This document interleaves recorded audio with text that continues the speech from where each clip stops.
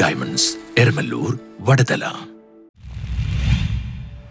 Digital തട്ടിപ്പുകൾക്കെതിരെ അങ്കമാലിയിൽ വ്യാപാരികൾക്ക് cyber സുരക്ഷാ സെമിനാർ സംഘടിപ്പിച്ചു.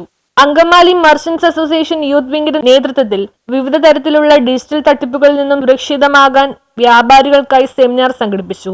സൈബർ സുരക്ഷിതത്വം വ്യാപാര മേഖലയിൽ അനിവാര്യമാണെന്ന് മുഖ്യപ്രഭാഷണം നടത്തിയ ഹൈക്കോടതി അഭിഭാഷകൻ ബേസിൽ മേച്ചേരി അഭിപ്രായപ്പെട്ടു.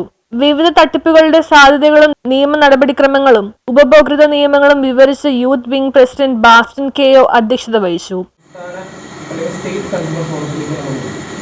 അതിനും മുകളിലുള്ള എമൗണ്ടുകളാണ് നാഷണൽ കൺസ്യൂമർ ഫോറത്തിലേക്ക് പോകുന്നത്.